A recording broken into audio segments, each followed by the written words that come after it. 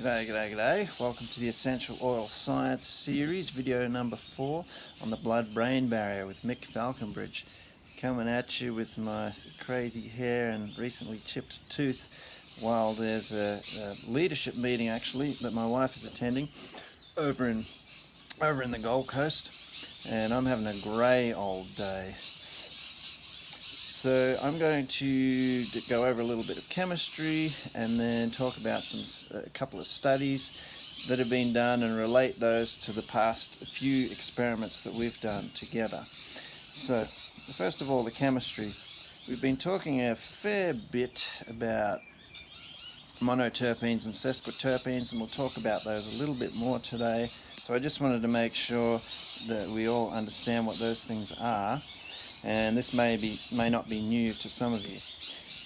Plants make these little isopropene units, which are simply 5 carbons joined together, and they've got hydrogens hanging off them.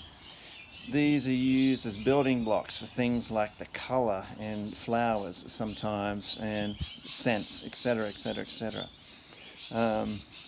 You join 2 of these units together, you got yourself a monoterpene. Join 3 together, you've got a sesquiterpene. Join 4, you've got a diterpene. Essential oils tend to contain monoterpenes and sesquiterpenes. If you take these guys and add an oxygen, let's say I stick one right here, your terpene becomes a terpenoid. So that's a little bit of chemistry. Now I'm going to look at a couple of studies that I came across recently and relate those to the experiments that we've been doing. So first of all, the studies. Grab this guy, bring him over.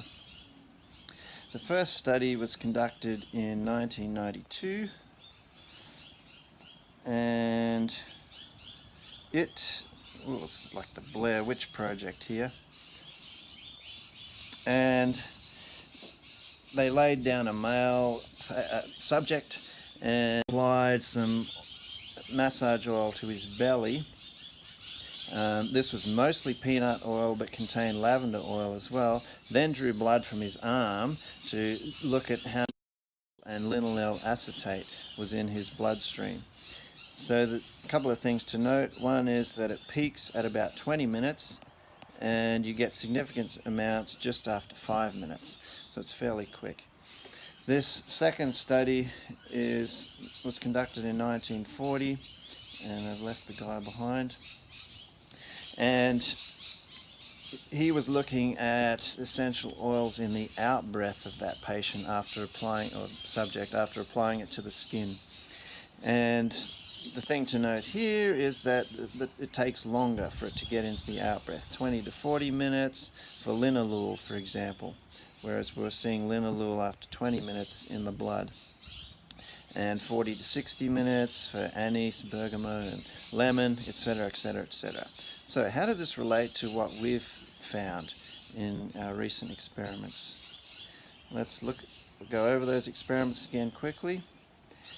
First thing to note is that when you use a carrier oil, the release into the body is much slower.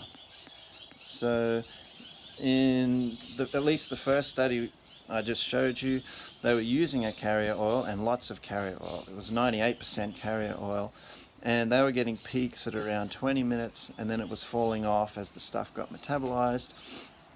I would suggest that when you're not using a carrier oil, such as this case here, that peak is going to occur much earlier on, and you're going to get significant amounts of that oil into the blood much earlier. So in our second experiment, where we didn't use a carrier oil, we were finding that we were seeing an effect on blood flow within 30 seconds. So that's pretty darn quick. But I would suggest it's in line with those studies because we were not using a carrier oil, and things happen much faster without a carrier oil. And it's not just me saying that, there's other studies showing exactly the same thing. So I think this is in line. What about the experiment we did last week where we were looking at squiggly things in our visual field?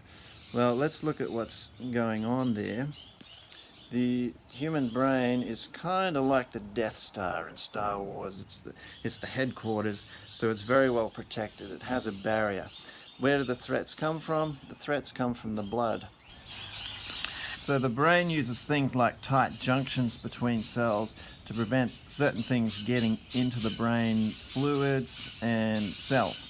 It's called the blood-brain barrier and the blood-cerebrospinal fluid barrier. It partially separates the brain chemically from the rest of the body. And small things, tiny little things like sesquiterpenes, and this has been studied, there's been a number of studies showing that sesquiterpenes can sneak across that barrier, and they do so passively. They're not invited across, they're not driven across, they just passively make their way through because they're so tiny. They sneak through the cracks in the wall. And if sesquiterpenes can make it across, then monoterpenes, which are even smaller, can make it across also. So the retina, which is part of the eye, which is just an extension of the brain, is similarly protected. There's a blood-retina barrier. Inside the retina there are blood vessels, tiny little capillaries that supply blood to the photoreceptors and all of the other things inside the retina. And they actually sit in front of the photoreceptors. So they're so tiny, these capillaries, that white blood cells, represented by this white dot here, can barely make it through those little capillaries. So when you are laying down on the ground looking up at a blue sky and you're seeing squiggly things, what you're actually seeing is these white blood cells making their way through these capillaries. The dark tail behind these squiggles is a result of red blood cells that are kind of backed up behind these white blood cells, leaving a dark impression on our vision. So what we found, how does this relate to these other studies? What we seem to be finding, and again, we need more people to run this experiment to know for sure, is that these squiggly things, or in other words blood flow within the retina, is being affected within 2 minutes of balance oil being applied to the bottom of the feet. So, is this consistent with the other studies that we've looked at? I would say yes. When it's being applied straight, it's getting into the blood within 30 seconds. I would say we're going to be getting a significant amount of that oil. It'll be small, but significant amount of that oil in the brain and in the retina within a couple of minutes. That's what this seems to be suggesting.